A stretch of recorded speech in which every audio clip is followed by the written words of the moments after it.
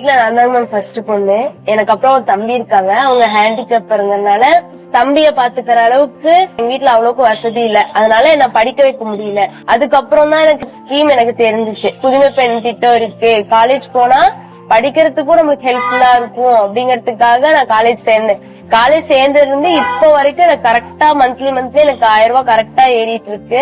அதனால என்னோட வீட்டு சிச்சுவேஷனும் மாறி இருக்கு. அம்மா அப்பா என்ன சொல்றாங்க? பரவாயில்ல, படிக்க வேணாம்னு சொல்லி நானே இப்ப நீ போய் படி அப்படின்னு சொல்ற அளவுக்கு இருக்குங்க மேம். இந்த ஸ்கீமால எங்க வீட்டுல எனக்கு நம்பி அனுப்பிச்சு விடுறாங்க காலேஜுக்கு. என்ன வாங்கணும்னு ஆசை? கவர்மெண்ட் ஜாப் ஏதாவது போகணும். முதல் தடவை நீங்க உங்களுக்கு 1000 ரூபாய் வந்தப்போ அம்மா கிட்ட போய் சொன்னீங்களா? என்ன சொன்னாங்க? எனக்கு ரொம்ப சந்தோஷமா இருக்கு. என் பொண்ணு படிப்பாளான்னு நினைச்ச இடத்துல படிக்கிறதுக்கு அமௌண்ட் வேற வருதுங்கிறதுனால ரொம்ப சந்தோஷப்பட்டாங்க. எந்த ஒரு பாயிண்ட்ல வந்து ஸ்கூல் முடிச்ச உடனே நம்ம காலேஜ் சேர வேண்டாம்னு நினைச்சீங்க?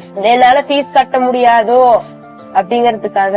அப்போ அந்த சூழல் எப்படி இருந்தது? எல்லாத்தால படிக்க முடியுது, நம்மளால மட்டும் நம்ம சூழ்நிலை எப்படி இருக்கனாலதான் படிக்க முடியல அப்படிங்கறதுக்காக. அந்த நேரத்துலதான் இப்படி ஒரு திட்டம் உங்களுக்கு கிடைச்சது. இப்ப நான் படிக்கிறதுக்கு காரணமே அந்த அமௌண்ட் தாங்க. 12th வரைக்கும் அப்பா அம்மாவோட காசு வச்சு ஏதாவது வேணும்னா எதுக்கு எடுத்தாலும் அப்பா அம்மாவை தான் போய் கேட்க வேண்டியதா இருக்கும்.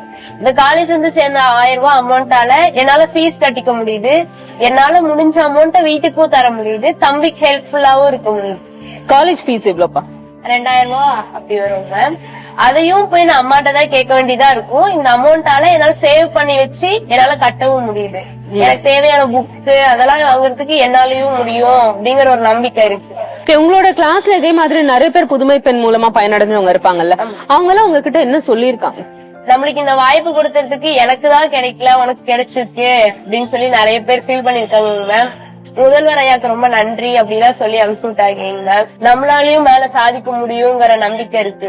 என்ன மாதிரி இருக்க நிறைய பேர் வந்து இந்த ஸ்கீமால நிறைய பேருக்கு வெளியே தெரியும். எனக்கு பின்னாடி இருக்கவங்களும் நிறைய பேர் படிப்பாங்க. அதுக்கு ரொம்ப நன்றின்னு சொல்லி. புதுமை பெண் தமிழ் புதுமை திட்டங்கள் செயல்பாட்டுக்கு வந்ததுல இருந்து +2 படிச்ச மாணவர்களை 75 விழுக்காடு மாணவர்கள் உயர்கல்வியில சேர்றாங்க. குறிப்பா பெண்கள் உயர்கல்வியில சேர்வது அதிக அளவு முன்னேற்றம் அடைஞ்சிருக்கு. நாம உழைக்கிற உழைப்புக்கான பலன் நம்ம கண் முன்னாடியே தெரியும்னு நான் இங்கே உணர்ந்திருக்கிறேன்.